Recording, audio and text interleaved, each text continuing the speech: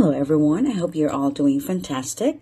In this video, we will share with you a travel plan that will help you enjoy your visit to Yosemite National Park. These recommendations are based on our frequent visits to Yosemite. I hope you enjoy it. But before we start, here are some reminders before you go. The entrance fee is $35 per vehicle, $30 for motorcycles, and $20 if by foot or on a bike. Due to COVID, a reservation is required to enter Yosemite between May 20 to September 30 of 2022. They will make a turnaround if you don't have a reservation. Don't worry though, as you can still enter the park without a reservation, but you must arrive at the entrance station before 6 a.m. or after 4 p.m. This could change after COVID, so make sure to check updates before going. We highly recommend using free shuttle to get around Yosemite Valley. Parking fills throughout Yosemite by mid-morning, so come early, find a parking space, and plan to leave your vehicle there for the remainder of the day, as you will likely have a hard time finding another parking spot. Make sure to wear shoes with good support and can withstand lots of walking around Yosemite Valley.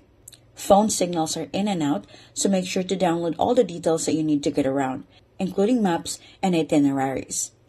Bring snacks and lots of water. Keep yourself hydrated at all times. And most of all, enjoy your visit. Start early and make sure to check for road updates before going, as road closures can happen. This travel plan starts from the south entrance along Highway 41. This will be your closest entrance if you're coming from Los Angeles or San Diego area. After paying your entrance, drive for about 45 minutes and you will pass through this historic Wawona tunnel and will be greeted with amazing views at the east end of the tunnel. The tunnel view is your first stop. It's the most iconic way of welcoming you to the Yosemite National Park. The view from this viewpoint is probably one of the best views in California. You would see this view in postcards, book covers, and almost anything related to Yosemite. This view was made famous by Ansel Adams and has inspired thousands of artists since 1933. From here, you can see El Capitan on the left and Bridalveil Fall on the right, rising from Yosemite Valley with Half Dome in the background. You are looking at a view that has been shaped for millions of years by the ancient Merced River. This is truly a must-stop for any first-time visit to Yosemite National Park. It is hard to get parking in this area. The good thing is that most people don't spend too long here, so there is pretty much always a constant flow of people coming and going. You just have to be patient.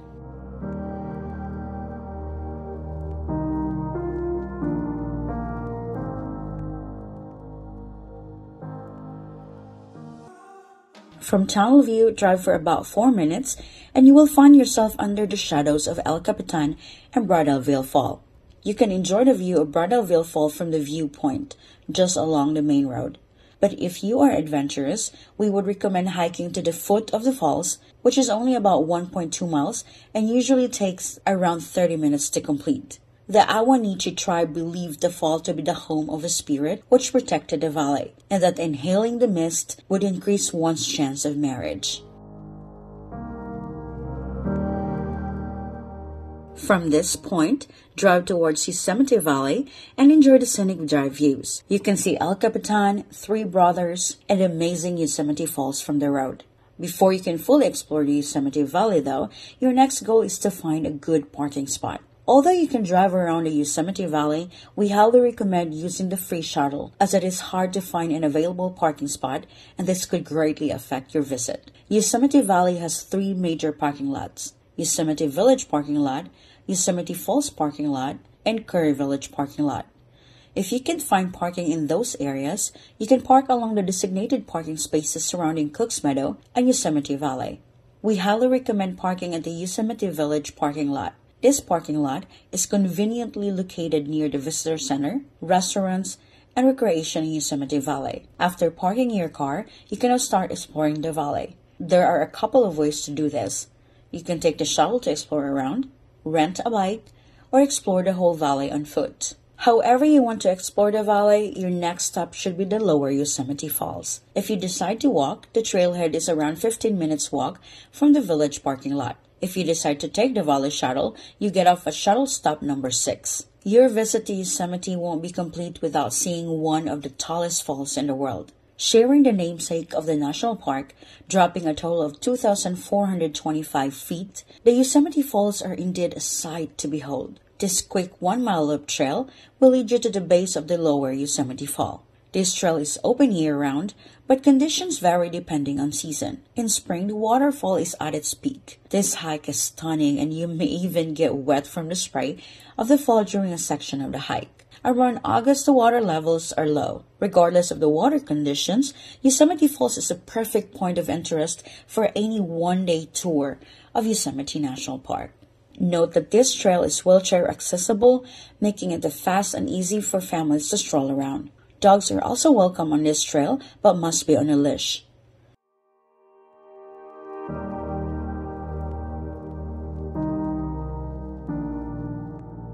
From here, you can continue exploring the Yosemite Valley. There is a trail that can take you through meadows to the base of the granite cliffs and near the Merced River. The trail is roughly about 11 miles, but you don't have to complete the whole loop.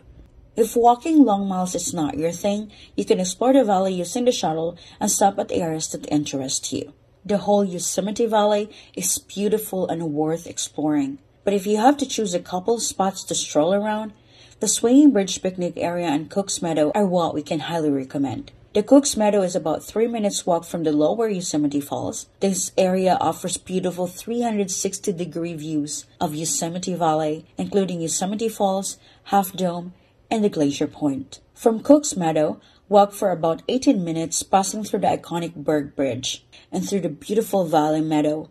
Then you'll reach the Swinging Bridge picnic area. We like this area as you can enjoy many things in here, including picnics, swimming in the river, or strolling through the meadows. Swinging Bridge got its name from a tractor that preceded it, but today the bridge doesn't swing anymore. The current bridge replaced the old swinging bridge in 1965 after the old swinging bridges were repeatedly damaged in floods.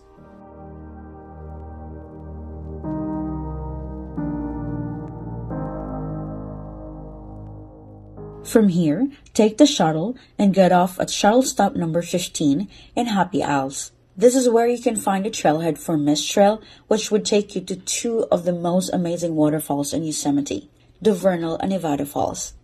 Unlike some other falls within the park, you'll have to make your way on foot to see the Vernal and Nevada Falls. Those who want to see both falls will enjoy a half-day hike surrounded with beautiful tree-lined hills and striking rock faces. We completed this 7-mile loop trail a couple of months ago, and it was totally worth it. If your schedule is tight, you can just hike towards the Vernal Fall footbridge, which usually takes about an hour or two.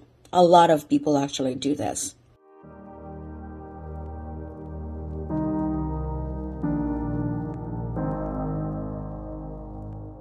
From Happy Isles, get on the shuttle and get off at shuttle stop number 2 or 5.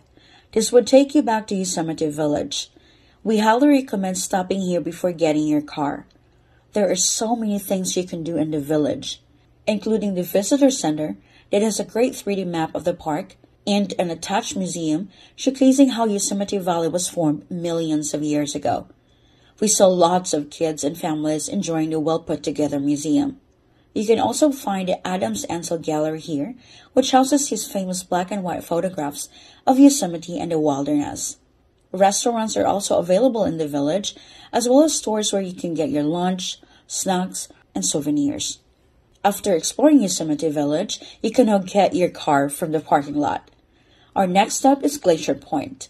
To access Glacier Point from Yosemite Village, drive on a one-way road towards the exit heading to Highway 41. But before completely heading your way out, here are a couple must-stops for you. Make a quick stop at the El Capitan Meadow. This meadow offers a front row seat for viewing one of the main features of Yosemite National Park, the mighty El Capitan. Standing at more than 3,000 feet, El Capitan is truly dominating the west end of Yosemite Valley. If you get lucky, you'll see some skilled and fearless rock climbers scaling their way up to the granite monolith. From here, continue driving the one-way road, and just a couple of minutes before turning left, make sure to do a quick stop at the Valley View. You shouldn't miss this one, as this is truly one of the most amazing views of the valley. Although glaciers ended their work carving out of Yosemite Valley over 14,000 years ago, The Merced River continues to shape this valley, making Yosemite a very dynamic place. In January of 1997, flood water spilled over into the parking lot here, up to a depth of 6 feet. From here, drive towards Tunnel View, passing through Wawona Tunnel, and you'll find a Glacier Point Road on your left side. The drive towards Glacier Point usually takes 30 to 40 minutes, but the road offers amazing scenic views. We made this as our last stop, as the sunset in this area is truly breathtaking. The overlook at the end of the trail is partly surrounded by stone and wooden barriers, so you can safely enjoy the views. Glacier Point is one of the top places in the Yosemite National Park, and is one of our favorites. There is no way you can miss Glacier Point, well, except when it is closed. From the overlook, to the north you'll see the Yosemite Falls, the longest waterfall in North America, which Glacier Point actually looks down on. Yosemite Valley can be seen on the floor over 3,000 feet below. And to the east, rising 1,600 feet higher than Glacier Point, is the iconic Half Dome. And right behind the dome, the Merced Rivers pour down Nevada Fall and Vernal Fall. The panorama is breathtaking. Although the road to Glacier Point is closed for renovation in 2022, we are including this one for your future travel plans. As of posting this video, the only way to access Glacier Point is through hiking via 4 Mile, Panorama, and Pohono trails, all of which are strenuous hikes, but surely worth it.